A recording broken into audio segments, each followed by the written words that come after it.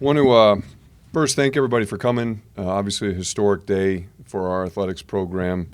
It means a lot to have you here on short notice, and excited to talk about today's announcement and what that means not only for our athletics program, but of course also the entire University of Illinois. I want to talk about the announcement from earlier, Larry Gies' commitment of $100 million to support DIA and adding his name to our football stadium, which will now be known as Gies Memorial Stadium. Before I get into substantive comments, I think it's worth taking a few minutes just to reflect on where we are as an athletics program. To have a top 10 football program for the first time since 2001, a program that tied a school record just a year ago with 10 wins, culminating the season with the Cheez-It Citrus Bowl championship. On Saturday, we'll play, obviously, a talented Western Michigan team in front of the first of what should be at least 3 consecutive sellout crowds, something that not so long ago seemed like an imagination, and here we are living in that reality. We also have the Big Ten's most successful men's basketball program over the last 6 seasons, 88 regular season and conference tournament wins, highlighted by 3 different Big Ten championships. One of 4 schools in the country, of course, with 6 consecutive regular seasons with more than 20 victories. One of only 3 Big Ten schools and 13 teams in the country to appear in the last 5 consecutive NCAA tournaments. In women's basketball, Shauna Green has resurrected that program, taking us to the NCAA tournament in 2 out of the last 3 years, on either side of winning our first postseason tournament in program history, the WBIT. Women's track and field this spring finished 8th at the NCAA indoor meet, 5th at the NCAA outdoor meet, our highest finishes in almost 30 years. Men's golf obviously has written its own record book here over the last 2 decades under Mike Small. We just won our 7th NCAA regional title, advanced to the NCAA championships for the 16th time in the last 17 years, to go along with 13 of the last 16 Big Ten championships. And then most recently, women's soccer. I hope everybody's had a chance to follow what's happening there under our new head coach, Katie Holteen, now 7-0, one of only 2 undefeated teams left in the country in that sport. And the truth is, in every sport, I mentioned just a few, but in those and so many others, our student athletes are excelling at an incredibly high rate and moving the bar higher every single day. And I hope that brings great pride to everybody who wears the orange and blue across the country. Academically, our student athletes just past year posted a combined GPA of 3.54, the highest on record, and so it's worth noting that their successes are not happening only in the competitive arena, but in the classroom as well. And I think as these statistics demonstrate, we have assembled really a remarkable coaching staff, and I hope everybody appreciates the group that we have together. They are just visionary leaders, and they're leading our student athletes with incredible integrity, competitive urgency, and skill. And we are systematically seeking long-term commitments from those coaches to advance our strategy of continuity and stability during an exceptionally unstable time across all of college athletics. Against this backdrop, and speaking of visionary leaders, enter Larry Gies. I first had the opportunity to meet Larry in October of 2017. I attended the event, as did many people, when we celebrated his $150 million gift to name our College of Business. It was the first time that I met him, and first time that many people in our university community became aware of the Gies name. Since then, in the 8 years that have followed, been fortunate to share a lot of meals with him, a lot of games, a lot of flights, a lot of special memories. Many heartfelt, thoughtful conversations with Larry. And anybody who has spent 5 minutes with Larry understands just how special he is. And I'm excited for all of you to get to know him more in the years ahead. He has incredible passion, I would say boundless energy. He is remarkably energetic. He's driven to excel. He has really no time for complacency. He's humble, yet confident. He's brilliant, yet curious. He is generous with his time and his knowledge. He cares deeply about this place. And I think everybody who knows me understands how much I care about this place. And it's been really inspiring for me to meet somebody who has that same passion for the University of Illinois. It's a place that has made a profound impact on him, and he believes in this place fully, unequivocally.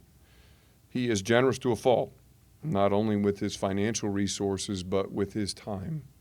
When Larry makes gifts like this one, he builds partnerships, and he shows up for his partners.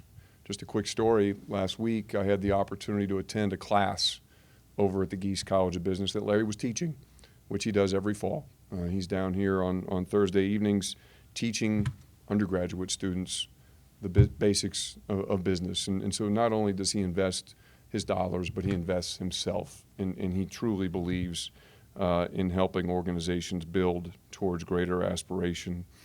Through these moments I've had with Larry, I realized he was someone we needed to have as a partner to this athletic program, someone who could help transform this place and this program and the lives of so many people associated with it. And thankfully, as it turns out, Larry felt the same way. And you'll have an opportunity to visit with him in the future. But I'll never forget a conversation he and I had in my office. Howard Milton was there, where he talked to us about wanting to do something profound for the athletics program. He talked about wanting to do something big. He challenged us to think big. He said that he wanted to help us take advantage of our most compelling opportunities. What were those places where he could fit to help us accelerate this program in the most important and impactful ways? That conversation was in 2021, over 4 years ago, and really represented the launch point of this partnership with Larry. Ever since then, we have been continuing to build trust and engaging in creative thinking and conversations with Larry, spending time together, constructing a vision for where we think this program can go. When I attend events with community members or students or other people, I get asked a lot about fundraising. People always assume that fundraising is about, quote unquote, selling something.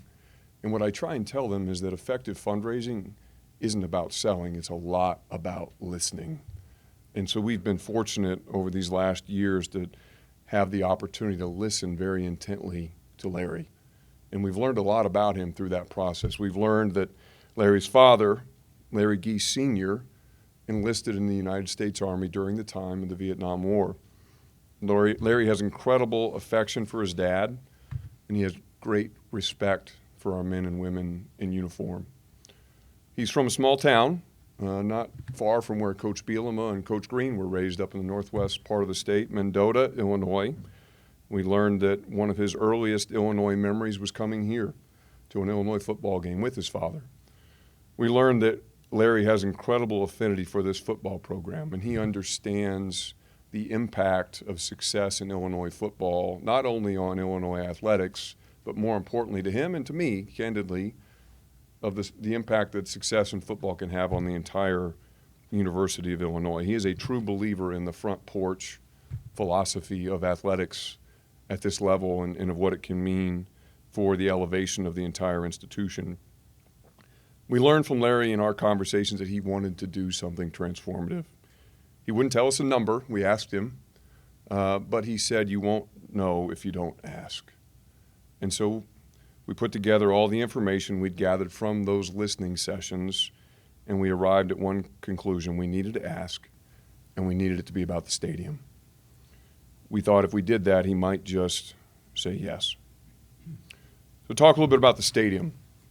I hope, for those of you who've been around this program for a while, I think everybody understands what my feelings are about this place.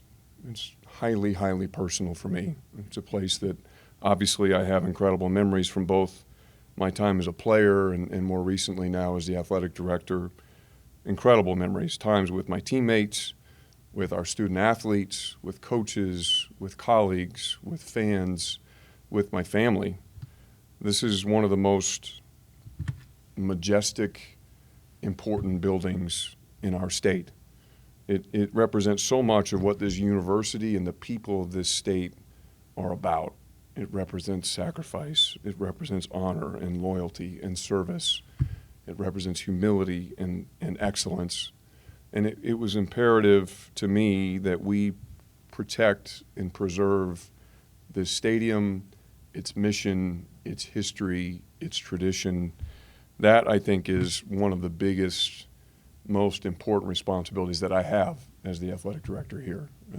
I have a lot of different things where I need to focus my time, but making sure that this building remains what it is and what it has been in the next 100 years is right near the top of that list. It's a charge that has resonated across our entire department. Roger Denny, Tim Knox, Ryan Jones, our entire facilities crew, we have invested tens of millions of dollars into this building over the last 4 or 5 years, preparing in large part for last year's centennial celebration, but knowing how important this building is not only to this athletics program, but to the entire state. And it's, I think, reflected in the great work that we have done here and the building being, I think, in a better place now than it has been in decades. As we've been planning for the next 100 years of the stadium, we've talked a lot about how do we not only protect and preserve it, but how do we advance it? How do we take the stadium into the next 100 years and make sure that we build on the legacy, that we continue to honor the purpose of this building while at the same time making it modern and allowing it to function for a modern, everyday, high-level football program. We knew then that we would benefit from a partner, but we had to find the right one.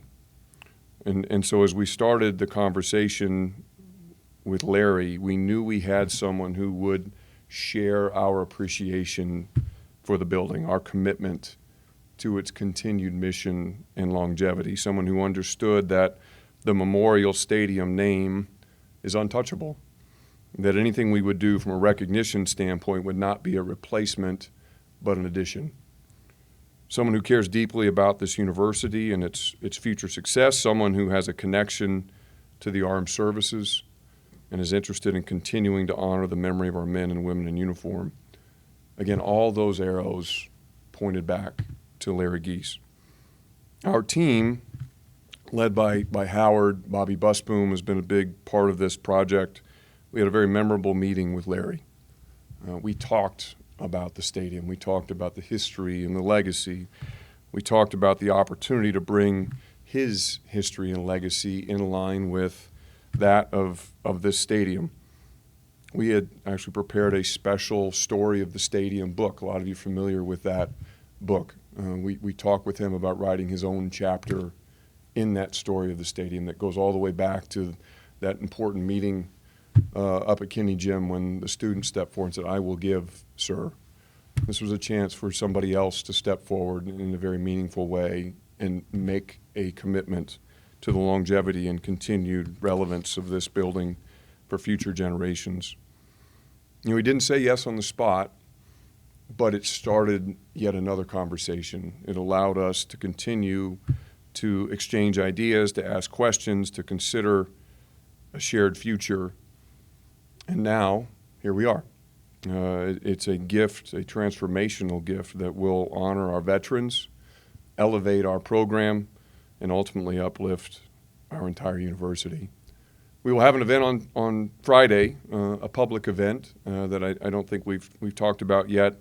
We'll start at 10:30. It'll be held here on the field inside the stadium. Everybody is welcome. No tickets are required. The ROTC will participate, and we'll be extending special invitations to local veterans to join us as well. Larry will be here and will be available to visit with all of you in an availability following the festivities. I'm sure there'll be questions about what we plan to do with the money. The gift, of course, as these gifts are, is pledged over the next several years. We will use it to support the football program with a focus on this stadium. Some of the early payments will go to fund improvements that will be in place for next football season. Some of the things that we've talked about, the new video board package, which includes not just the premier board in the south, but I think another 17 or 18 boards spread out throughout the stadium, a new sound system, new lights. Beyond that, we've engaged an architecture firm that will help us evaluate different optionality here within the stadium. consider what is the best use of Larry's resources. How do we benefit this, not only this building, but ultimately our fans and our program. Make no mistake, this partnership is about the stadium, it's about the football program, but ultimately working with Larry will benefit everybody connected to Illinois athletics.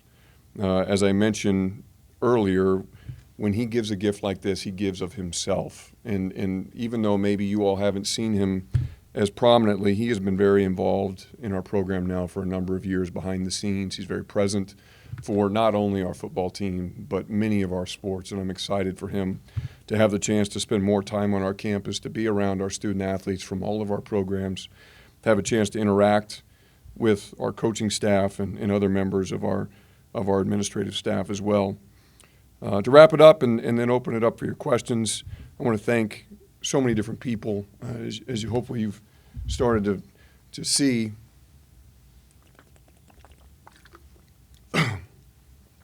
this is a gift that's been many years in the making. There's been a lot of people who have been involved in building this relationship and rapport with Larry. We've had a lot of different coaches, a lot of different staff members, obviously our development team who have invested a lot of time with Larry and gotten to know him, helped him believe in us, because ultimately, as you will hear him say, you give gifts like this to people, and we just have such exceptional people connected to this program, and I'm really grateful that Larry has given us the time to understand who we have involved and why the future of this program can be so impactful. I want to give a special shout out to Howard, again, Howard Milton.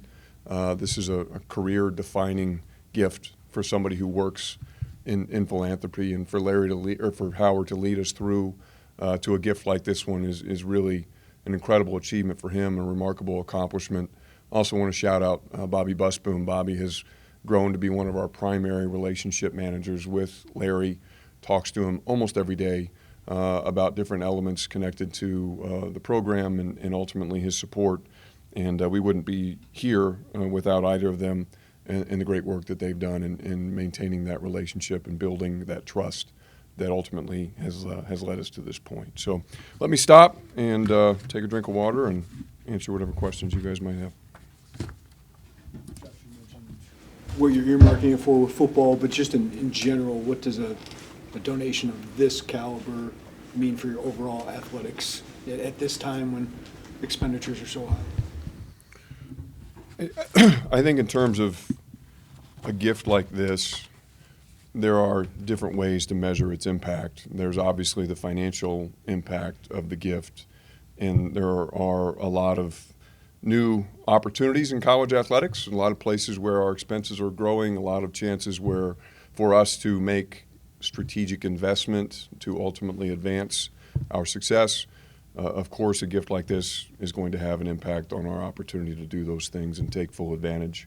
I think just as importantly, there's a symbolism to a gift like this, and I think it demonstrates to the college athletics world, and just as importantly, perhaps more importantly, to our little corner of that world, our Fighting Illini athletics, University of Illinois community, that people like Larry see what's happening within our program. They value what our program does, not only for the people directly within it, but for our broader university community, and they are choosing to invest their scarce resources with us. And I know from talking with Larry, he's excited about what that can mean for the other people connected to Illinois athletics. He hopes that this gift is an inspiration to others, that they see someone like him tapping us on the shoulder and saying, this is a group that I believe in. This is a group that I want to invest in. You too should believe in them. You too should invest in them. And I think we've seen that now with the Gies College of Business and the incredible success that has come from that moment when his name was placed upon that college. And I think we're expecting and hoping for similar benefits to come to this athletics program, and I know that certainly is his vision as well. In regard to the stadium, are there any specific things that the architects are taking a look at? No, we've given them really carte blanche to evaluate the entire building, to consider different possibilities. We know that Obviously, it's a 100-year-old building. I'm really proud of the way that we've continued to honor the history of this building, going all the way back to the major renovations in 2007 that created this space, to do it within the confines of the original envelope of the building, to continue to have the columns and the plaques as prominently featured as they are. But we also recognize that today's fans want and need some different amenities. They want to be able to use technology in different ways. They want to be able to have a different experience in the building than perhaps at different moments in history. And so how can we look to integrate elements like that into the building while at the same time preserving the building and its core mission in terms of honoring our fallen veterans? Josh, added in the names of the building, so some hoops you had to jump through to get that done. Tell me what kind of went into that whole process, because I can't imagine that's a quick one-day thing. I would, you know. No, it's absolutely not. It's not. You don't just put somebody's name on Memorial Stadium by yourself. And so we've been fortunate here. We've engaged our university's leadership from the very early days of these conversations with Larry. Wanted to make sure there was a comfort level. We talked at length about what the right number would be. We talked about what the appetite would be and how we would frame it, how we would approach it. And so that's been an ongoing discussion now through two chancellors and through the president's office and others connected to the university. It's important for a building like this one. I don't think any person should be in a position to act unilaterally. And this building means too much. It carries too much tradition and history to make sure that it's preserved and cared for by the university as the landmark that it is. It's kind of earmarked for football and the stadium, but obviously we all know that Larry is a major, fan of all the sports you mentioned previously. If the money needs to be used for anything else in terms of not football or the stadium, can it be? Those are conversations we'd be happy to have with Larry if we come to that point. I do think that, again, the early conversations were, where can I make the biggest impact? What's the way for our athletics program to provide the greatest benefit to the broader university? That really is a big driver for Larry. Larry believes in athletics. He wants to see us win at a high level. But like me, and this is something that really has connected us, he believes in the bigger purpose of success in athletics. And for me, it's never been about just winning. It's about what that winning can mean for this incredible institution and for the way that our success can amplify the brand of the University of Illinois, the way it can augment the reputation, the way that it will drive more applications, higher quality applications, more donor dollars, not to athletics, but to the different colleges, and more engagement with people who can make this place better in the long term. And so he sees the vehicle that football provides to do that, and certainly the stadium kind of embodies that. But he, again, is a really willing partner, and he's a wonderful listener. And so if our needs evolve over time, I'm confident that he'll be an active participant in those conversations as well. How specifically did you, Larry, and everybody involved find that comfort level in adding to the stadium name? Because, it is a big shift there. It is, and I think when you started, a big part, again, of these processes for us is being a really strong listener and understanding what gets people excited and where their passions lie. And another part of our job is we're going to challenge people. We're going to ask people to stretch. And in order to do that, sometimes you have to put really meaningful opportunities to be recognized in front of them. And in my mind, the stadium, if it's not the single biggest opportunity we have, it's one of the top one or two. And so as we started to get down the path of thinking about where this could go with Larry, we knew the kinds of numbers that we wanted to put in front of him, and there were only so many options that we could use to try and capture that interest. And knowing, again, his history, his affinity for his dad's service, the way that he respects our armed services, and the level to which he holds this stadium in such high regard, we thought that engaging in a conversation about how to invest in and support this building for the next 100 years would be something that could resonate with him on a very personal level. Maybe a question for Larry himself, but how much did winning on the field and confidence in Brett Bielema and his program kind of tip the scales for him? This is not a gift that has happened in the last several months. This is something that we have been working on for some time, and so I think the more recent success has been a cherry on top and something that really has excited him, and certainly he's very engaged and passionate. You've probably seen him on the sidelines at some of our games, but I think he sensed the direction that things were headed from some of our earliest conversations, and what has happened here over the last several years on the field, I think, has only helped to substantiate what he was surmising from the conversations we were having about the future and what was possible within this program. Josh, do you have any interest at all, personally, in the horseshoe and expanding that or moving it out? Could that be a part of this, or is that too big an issue? Well, I think, again, every idea is on the table, and so we'll ask the architects to study a lot of different options. When it comes to the South specifically, we have, over the last several years, made really substantial investment in the South Horseshoe. We've spent over $20 million on the stadium over the last 4 years. A lot of that money has gone into the east side and the south. Almost none of it has gone here into the west. So we've replaced all the bathrooms, we've replaced all the windows, we've redone all the flooring, we've expanded the South Concourse. And so I think we really have tried to make the South a much more friendly environment for our fans. We've added more points of sale on the concession side. We've tried to make ingress and egress a more streamlined experience.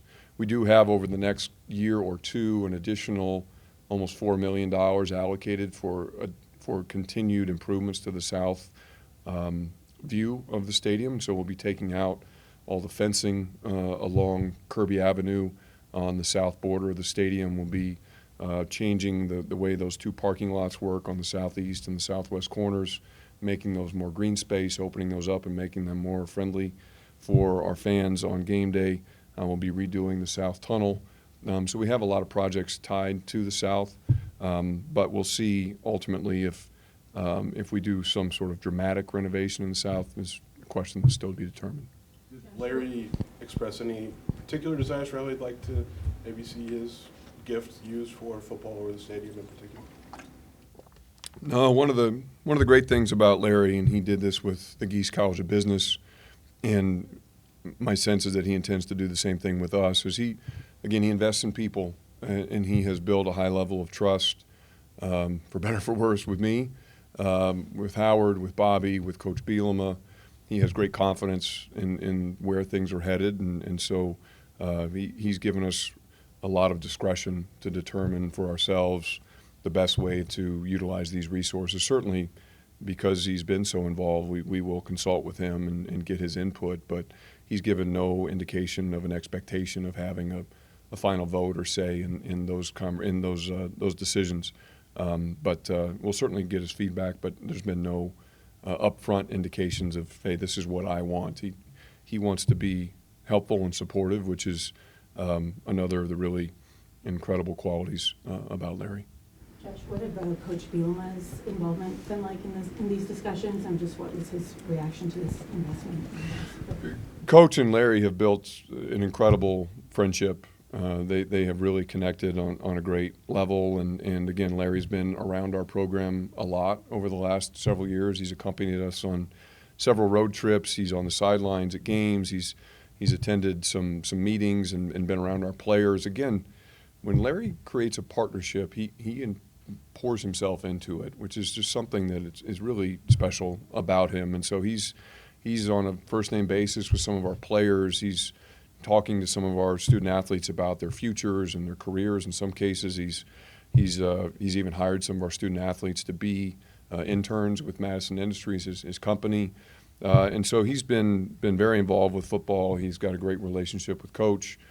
Coach, as you would expect, is ecstatic about the gift, and he'll participate in the event on Friday. And so people have a chance to hear from him as well.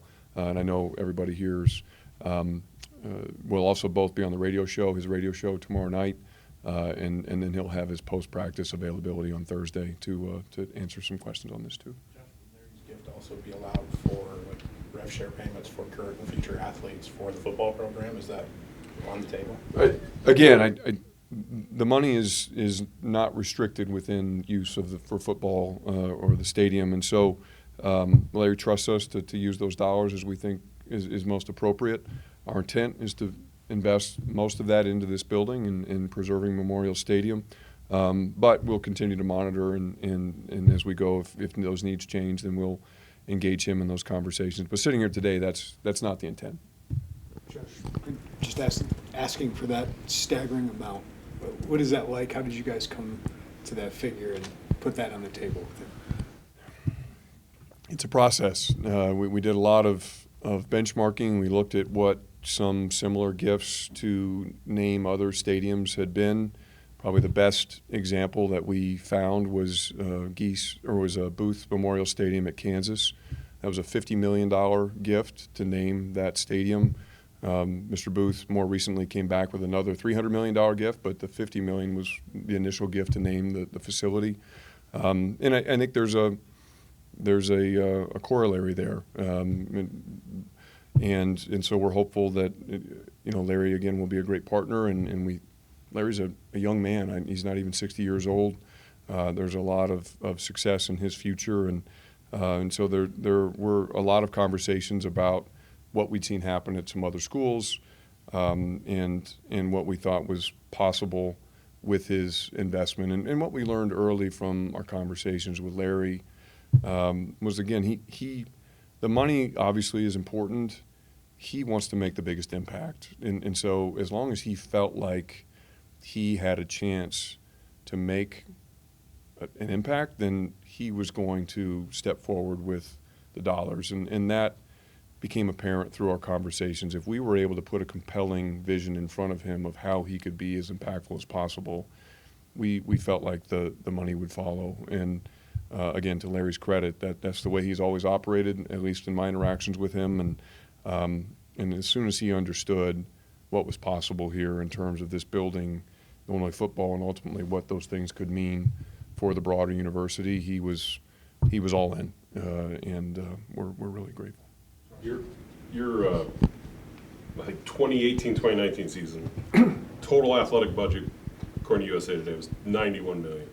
You told us in June at your meeting that this year would approach $190 million, and now we're sitting here talking about a $100 million additional, however that gets sorted by the years. But I mean, that's a substantial increase over 6 years. I mean, I just wanted you to put that into a picture for us. It's more than doubled in 6 years, and now here we sit with a $100 million donation. Yes, it is interesting to reflect back on that. And when I came here now almost 10 years ago, I think our total budget was somewhere in the neighborhood of $95 million. This year in FY26, I expect we'll approach, if not exceed, $200 million.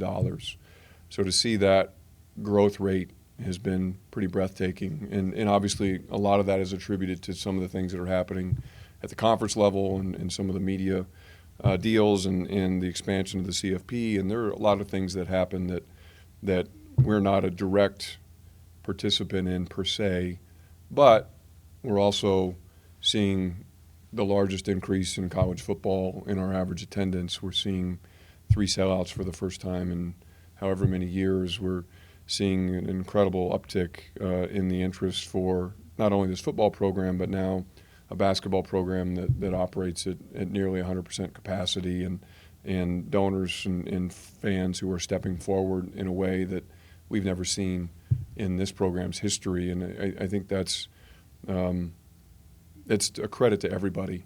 There are so many people connected to this program. And when I first got here, and some of you maybe were in some different settings where you may have heard me say this, I used to tell a story about cracking a boulder. And I talked about how everybody, every time they bought a sweatshirt, every time they made a gift, every time they bought a ticket, like every time somebody did something to support this program, they took the sledgehammer in their hands and they took their turn swinging against that boulder. And we knew that day in and day out, that boulder wasn't really going to change, but that if everybody took their turn on the sledge, eventually that boulder would crack.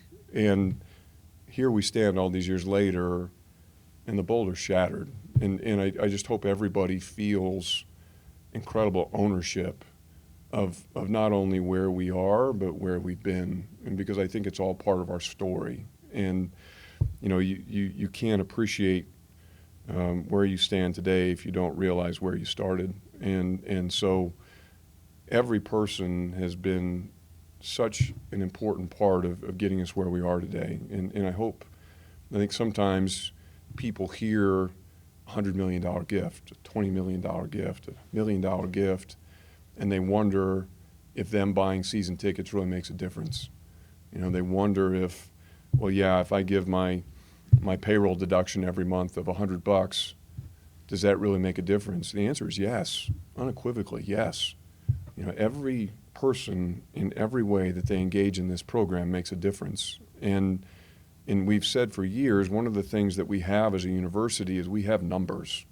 We've got one of the largest alumni bases in the world, and if we can just find a way to align people and energize them behind this athletics program and indirectly behind this university, what we could do is without match. And I think to be where we are now is a direct reflection of a significant contingent of our people coming together and deciding that we wanted to make a difference. And, you know, I just couldn't be, to stand in this role the way that I have now for almost a decade and to reflect back on the journey that we have traveled together, I couldn't be more profoundly grateful to every person who has picked up that sledgehammer because we wouldn't be here without each and every one of them. And I hope our fans and everybody who's connected to our program feels that level of ownership and that sense of pride, because that's when we get gifts like this, it shouldn't discourage others from doing what they can do. If anything, it should inspire them to continue doing everything that they have done. And that, I hope, is the takeaway from today. You've been on the end of getting a lot of these gifts for various things. For you, what's the most important or one of the more important keys to cultivating that belief, that confidence in you guys that money is kind of worth their time and investment? A lot of it goes back to a conversation that Howard and I had in the very first meeting we had before we promoted him into his new role, which is that we have to make these relationships personal. These have to be relationships of depth and meaning, and they have to ultimately build into true friendships where it's not one-sided, it's not transactional. We don't want to just walk in the first time we meet somebody and ask them for money. We have to invest ourselves in them, take an active interest in their lives, listen to what they care about, understand what their dreams are, and then think about ways that we can use our program to help them meet those dreams, fulfill those dreams. And so the most impactful part of this entire experience for me with Larry and with so many others is just the privilege of getting the chance to build friendships with so many remarkable people. I mean, think about the life that Larry has lived to be in a position to give away $250 million. Like, just pause and think about that, right? $150 million to the College of Business, $100 million to the Division of Intercollegiate Athletics. He has led a remarkable life, and the chance to sit and learn from him and then multiply that by the dozens, if not hundreds, of other donors who we've had the privilege to sit with and break bread with and visit their homes. We're just getting a chance to live somebody else's life. You know, we get a chance to learn about other people and their journeys, to think about. I mean, I could go on for an hour about the people that we're fortunate enough to interact with on a daily basis, people in some cases who have not only experienced history but lived it. You know, that just one quick example. I mentioned last week I went to the College of Business to watch Larry teach. His guest speaker in that class was Sam Skinner. Sam's quoted in our materials today. Sam was the former White House Chief of Staff. He's the former Secretary of Transportation. He lived history. He's in class talking about interacting with George Bush and James Baker and just these incredible figures from United States history that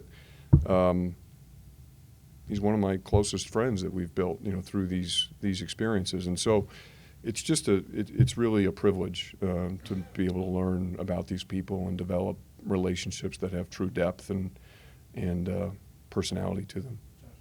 Obviously, you haven't really thought about it this way, but like, when you think about the renovations to the stadium and how you want to keep the structural exterior the same, but inside making it innovative, is there confidence that you and your firm can do that with what you did across the street with State Farm Center, exteriorly and internally? Yes, I do think it's a little premature to answer that question, but again, the integrity of this building is everything to me, and so we're going to do everything we can to make sure that we quote unquote do it right, and I think we've earned the trust of our fans and everybody in the way that we have operated about this building for the last several decades. Going back to 2007, you compare this to some of the other projects that we can all identify where that hasn't been the case. We didn't build a new envelope around the stadium as we've seen in some other situations. We didn't drop a new apparatus on the inside of the stadium. I think we did a really nice job of incorporating the new with the old, and that's a tradition that I carry forward from Ron Gunther, Warren Hood, who was really the leader on that project. And so I don't know exactly where this will take us, but I do know that at the top of the list will be making sure that we continue to preserve and honor this building and its incredible legacy and what it's meant to represent. Okay. Thank you, everybody.